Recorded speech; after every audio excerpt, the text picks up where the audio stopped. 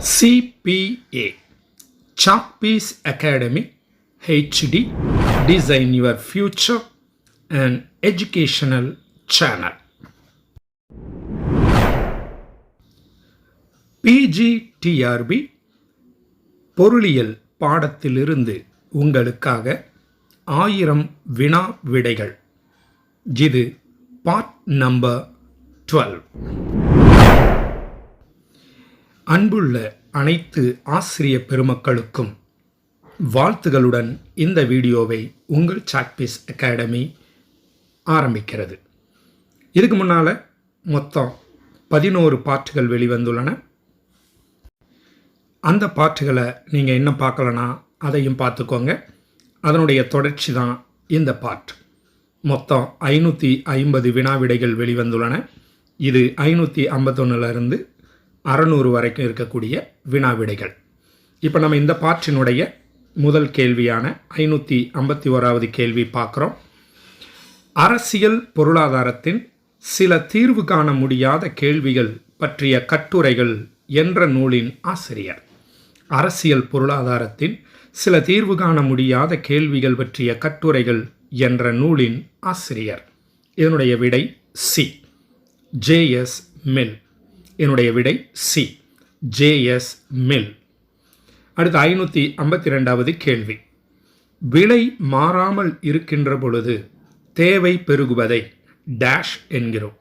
விலை மாறாமல் இருக்கின்ற பொழுது தேவை பெருகுவதை டேஷ் என்கிறோம். இதனுடைய விடை ஏ, தேவை பெருக்கம். இதனுடைய விடை ஏ, தேவை பெருக்கம். 553வது கேள்வி. ஒன்றுக்கு சமமான தேவை நெகிழ்ச்சி.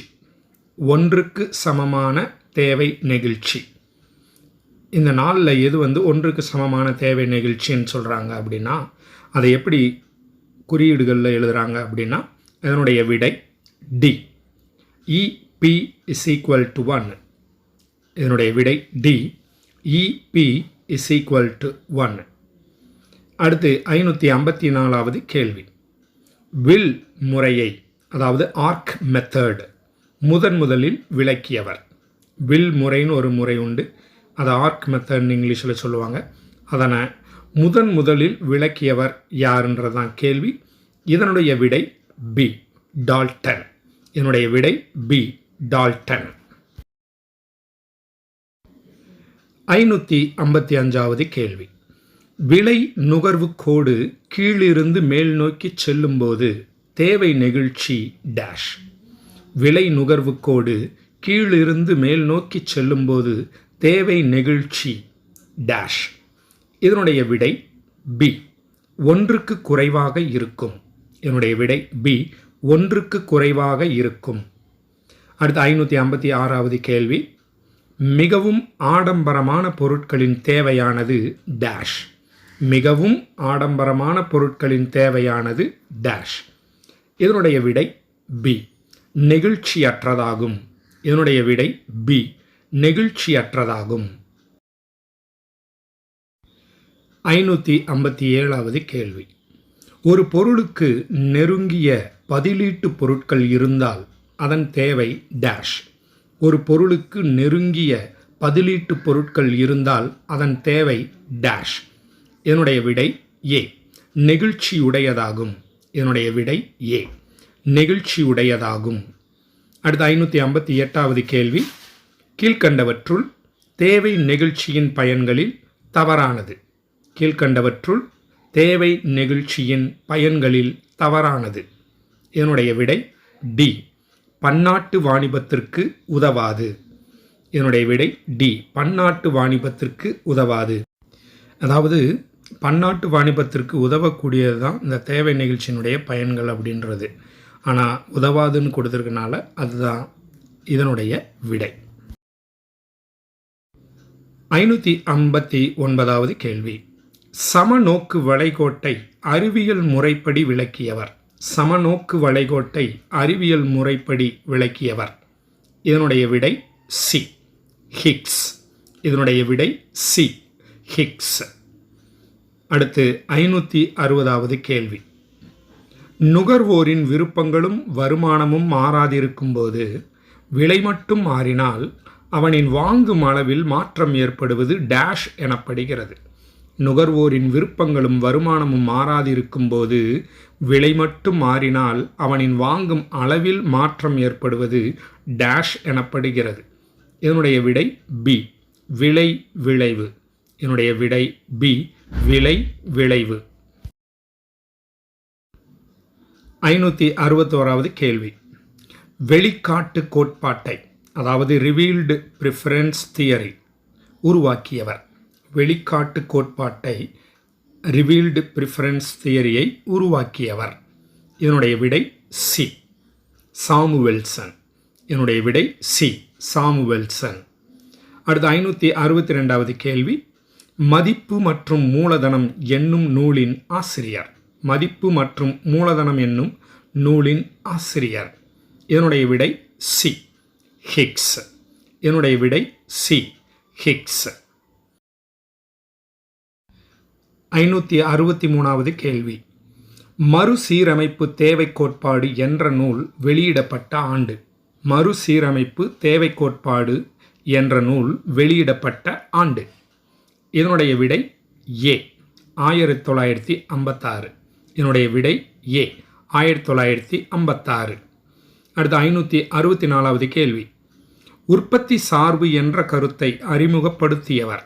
உற்பத்தி சார்பு என்ற கருத்தை அறிமுகப்படுத்தியவர். இதனுடைய விடை ஏ, டக்ளஸ். இதனுடைய விடை ஏ, டக்ளஸ். 565வது கேள்வி. உற்பத்தி விதிகள் என எவையேனும் உள்ளனவா என்ற நூலினை வெளியிட்டவர்களுள் ஒருவர்.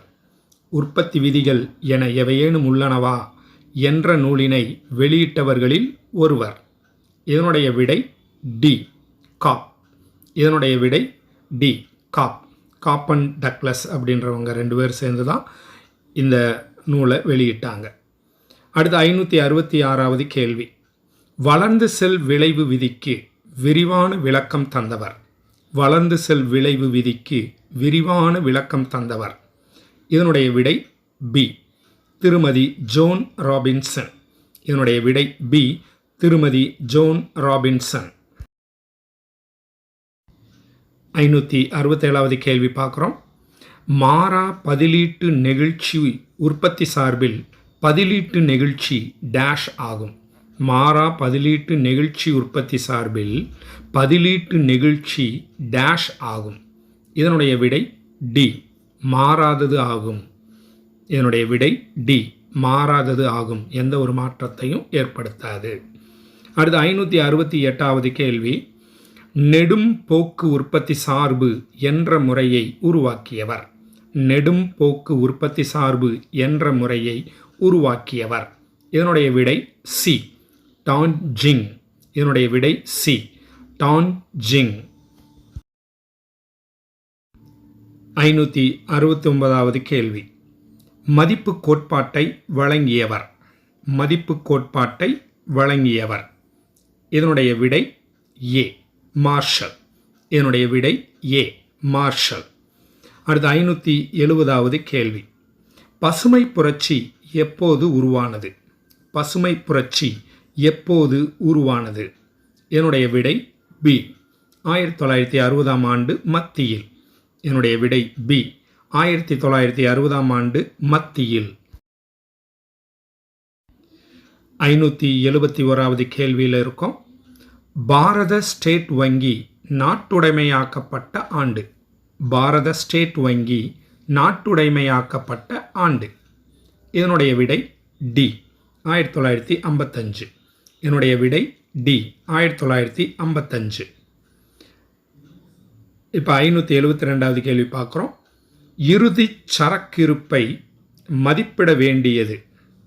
இறுதி சரக்கிருப்பை மதிப்பிட வேண்டியது.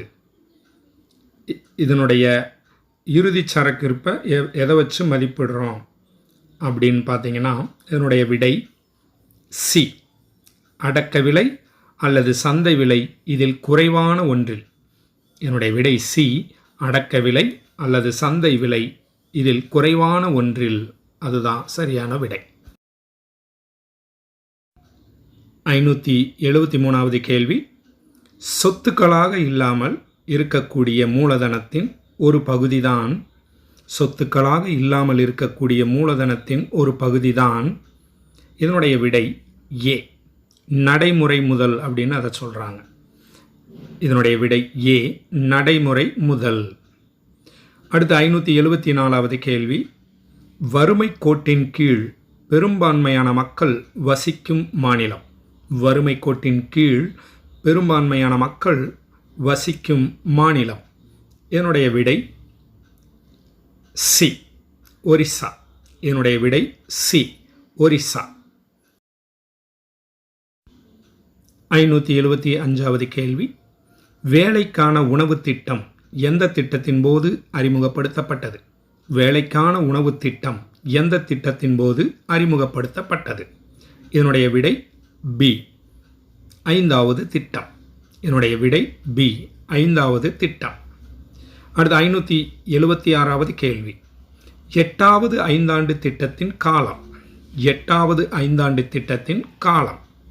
இதனுடைய விடை ஏ, 1992 முதல் 97 வரை. இதனுடைய விடை ஏ, 1992 முதல் 97 வரை. 577வது கேள்வி. தியாக விகிதம் எப்போது பயன்படுகிறது? தியாக விகிதம் எப்போது பயன்படுகிறது? இதனுடைய விடை சி, கூட்டாளி இறக்கும்போது. இதனுடைய விடை சி, கூட்டாளி இறக்கும்போது. அடுத்து 578வது கேள்வி. நீண்ட கால திறன் என்பது. நீண்ட கால திறன் என்பது. இதனுடைய விடை சி, கடன் தீர்த்திறன் விகிதம். இதனுடைய விடை சி, கடன் தீர்த்திறன் விகிதம். 579வது கேள்வி. நிருமச் சட்டம் இயற்றப்பட்ட ஆண்டு. நிருமச் சட்டம் இயற்றப்பட்ட ஆண்டு. இதனுடைய விடை பி, 1956. இதனுடைய விடை பி, 1956. அடுத்து 580வது கேள்வி. இந்திய தொழில் நிதிக்கழகம் உருவான வருடம். இந்திய தொழில் நிதிக்கழகம் உருவான வருடம். இதனுடைய விடை டி, 1936. இதனுடைய விடை டி, 1936. அன்பார்ந்த ஆசிரியர் பெருமக்கள் அனைவருக்கும் ஒரு அறிவிப்பு என்னென்னா, இதில் ஏதாவது ரெக்கார்டிங் பண்ணும் பொழுது தவறுகள் ஏற்பட வாய்ப்பு இருக்குது. ஒருவேளை தவறுகள் கண்டுபிடிச்சிங்கன்னா நம்ம கமெண்ட் பாக்ஸில் சொல்லிடுங்க. இதனுடைய சரியான விடையை நம்ம டிஸ்கிரிப்ஷன் பாக்ஸில் கொடுத்துருப்போம். ஸோ ஒவ்வொரு வீடியோவும் நீங்கள் பார்க்குற பொழுது டிஸ்கிரிப்ஷன் பாக்ஸை முதல்ல பார்த்துக்குங்க. ஏதாவது கரெக்ஷன் இருந்துச்சுன்னா அந்த கரெக்ஷன் பண்ணப்பட்ட அந்த கொஷினையும் ஆன்சரையும் அதில் கொடுத்துருப்போம். அதை கொஞ்சம் பார்த்துட்டு நீங்கள் வீடியோக்குள்ளே போய் பாருங்கள். இப்போ நம்ம பார்க்க போகிறது 581வது கேள்வி. நீண்ட கால கடன் வழங்கும் சந்தையின் பெயர். நீண்ட கால கடன் வழங்கும் சந்தையின் பெயர்.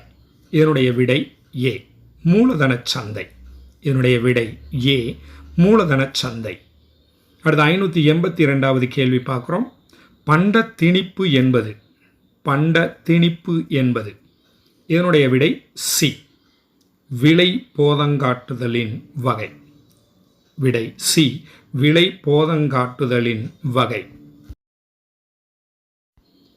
583வது கேள்வி பார்க்குறோம்.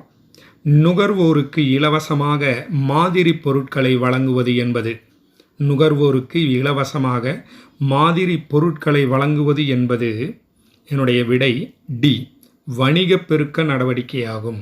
என்னுடைய விடை டி, வணிக பெருக்க நடவடிக்கையாகும். வெகு சீக்கிரத்தில் 1000 வினா விடைகளை முடிக்க இருக்கிறோம். இனி தொடர்ந்து, ஏன்னா விடுமுறை வந்துச்சுன்றதுனால இனி தொடர்ந்து வீடியோக்கள் அனுப்பப்பட போகிறது. ஸோ தொடர்ந்து ஃபாலோ பண்ணி வச்சுக்கோங்க. டெய்லி ஒரு முறை இதை பார்த்தீங்கனாலே உங்கள் மனசுக்குள்ளே எல்லா வினா விடைகளும் பதிவாயிரும். இப்போ நம்ம பார்க்க போகிறது 584வது கேள்வி. 2வது ஐந்தாண்டு திட்டம் முக்கியத்துவம் கொடுத்தது. 2வது ஐந்தாண்டு திட்டம் முக்கியத்துவம் கொடுத்தது. இதனுடைய விடை பி, தொழில் வளர்ச்சி. இதனுடைய விடை பி, தொழில் வளர்ச்சி. அடுத்து 585வது கேள்வி. மனித வளர்ச்சி குறியீட்டில் சேர்க்கப்படாத சமுதாய பொருளாதார காரணிகள். மனித வளர்ச்சி குறியீட்டில் சேர்க்கப்படாத சமுதாய பொருளாதார காரணிகள். என்னுடைய விடை ஏ, குழந்தை இறப்பு விகிதம்.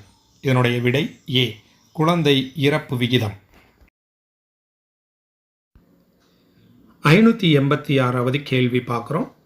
இந்தியா மேலை நாடுகளுக்கு கடல் வாணிகத்தில் ஏற்றுமதி செய்த பொருட்களில் முதலிடம் பெறுவது. இந்தியா மேலை நாடுகளுக்கு கடல் வாணிகத்தில் ஏற்றுமதி செய்த பொருட்களில் முதலிடம் பெறுவது. இதனுடைய விடை சி, முத்து. இதனுடைய விடை சி, முத்து. அடுத்து நம்ம 587வது கேள்வி பார்க்குறோம். பணவாட்டம் என்பது விலையின் எந்த நிலையை குறிக்கும்? பணவாட்டம் என்பது விலையின் எந்த நிலையை குறிக்கும்? என்னுடைய விடை ஏ, விலை குறைதல். என்னுடைய விடை ஏ, விலை குறைதல். 588வது கேள்வி. இந்தியாவின் நாட்டு வருமானத்தில் சேவை துறைகளின் பங்களிப்பு. இந்தியாவின் நாட்டு வருமானத்தில் சேவை துறைகளின் பங்களிப்பு.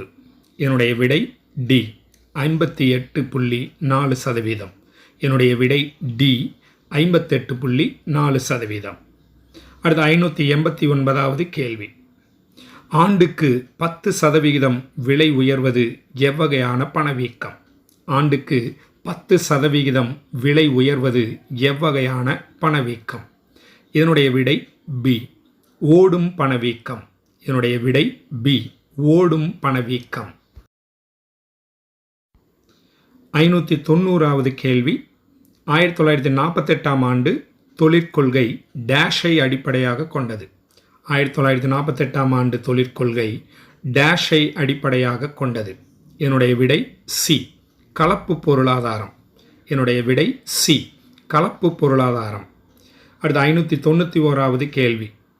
படித்த வேலையற்றோருக்கான தொழில் முனைவு வளர்ச்சி திட்டம் டேஷில் துவங்கப்பட்டது. படித்த வேலையற்றோருக்கான தொழில் முனைவு வளர்ச்சி திட்டம் டேஷில் துவங்கப்பட்டது. இதனுடைய விடை பி, 1985லிருந்து 86 வரைக்கும். என்னுடைய விடை பி, 1985-86 துவங்கப்பட்டது. 592வது கேள்வி. ஒருங்கிணைந்த ஊரக வளர்ச்சி திட்டம் டேஷில் தொடங்கப்பட்டது. ஒருங்கிணைந்த ஊரக வளர்ச்சி திட்டம் டேஷில் தொடங்கப்பட்டது. இதனுடைய விடை ஏ, 1978-79. இதனுடைய விடை ஏ, 1978-79 தொடங்கினாங்க. இப்போ 593வது கேள்வி. கூட்டரசு நிதியின் கொள்கைகளும் சிக்கலும் எனும் நூலின் ஆசிரியர். கூட்டரசு நிதியின் கொள்கைகளும் சிக்கலும் எனும் நூலின் ஆசிரியர். இதனுடைய விடை சி, அடார்கர். என்னுடைய விடை சி, அடார்கர். அடுத்து 594வது கேள்வி. மூன்றாவது நிதிக்குழுவின் தலைவராக நியமிக்கப்பட்டவர். மூன்றாவது நிதிக்குழுவின் தலைவராக நியமிக்கப்பட்டவர். இதனுடைய விடை டி, ஏ.கே. சந்தா. என்னுடைய விடை டி, ஏ.கே. சந்தா. அடுத்து 595வது கேள்வி பார்க்குறோம். நான்காவது நிதிக்குழுவின் பரிந்துரை.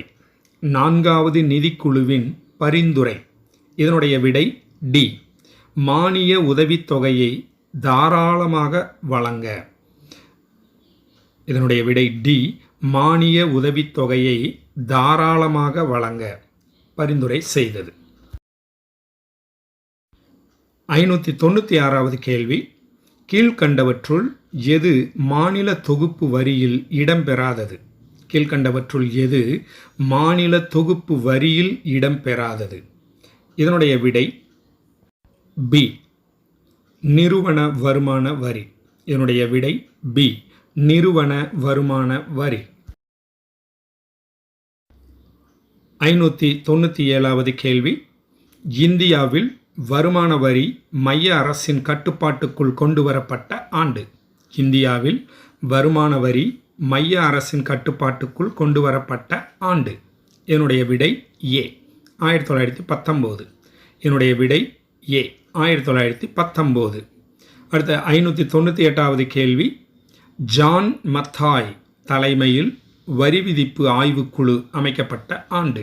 ஜான் மத்தாய் தலைமையில் வரி விதிப்பு ஆய்வுக்குழு அமைக்கப்பட்ட ஆண்டு? இதனுடைய விடை சி 1953. என்னுடைய விடை சி 1953. 599வது கேள்வி. இறக்குமதி செய்யப்படும் பொருட்களுக்கு விதிக்கப்படும் வரி? இறக்குமதி செய்யப்படும் பொருட்களுக்கு விதிக்கப்படும் வரி? இதனுடைய விடை பி காப்பு வரி. இதனுடைய விடை பி காப்பு வரி. அடுத்த 600வது கேள்வி. இந்த பாற்றினுடைய இறுதி கேள்வி 1000 வினா விடைகளினுடைய 600வது கேள்வி. ஏற்றுமதி மற்றும் இறக்குமதியாகும் பொருட்களின் மதிப்பில் ஒரு குறிப்பிட்ட விழுக்காட்டினை தீர்வையாக பெறுவது? ஏற்றுமதி மற்றும் இறக்குமதியாகும் பொருட்களின் மதிப்பில் ஒரு குறிப்பிட்ட விழுக்காட்டினை தீர்வையாக பெறுவது? இதனுடைய விடை டி பெருமான விகித தீர்வை. என்னுடைய விடை டி பெருமான விகித தீர்வை. இதுபோன்ற மிக மிக முக்கியமான வினா விடைகள் அடங்கிய வீடியோக்கள் தொடர்ந்து வரவுள்ளன. அனைத்து ஆசிரியர் பெருமக்களும் பயன்பெறுமாறு அன்புடன் கேட்டுக்கொள்கிறோம். உங்களுக்கு ஏதாவது சந்தேகங்கள் இருந்தாலோ அல்லது இந்த வீடியோவில் ஏதாவது பிழை இருந்தாலோ தயவுசெய்து கமெண்ட் பாக்ஸில் தெரிவிச்சிருங்க. ஏதாவது பிழைகள் இருந்தால் அதனுடைய கரெக்ஷன் விஷயத்தை நம்ம டிஸ்கிரிப்ஷன் பாக்ஸில் கொடுத்துருவோம். Thank you so much. மீண்டும் அடுத்த வீடியோவில் சந்திக்கலாம்.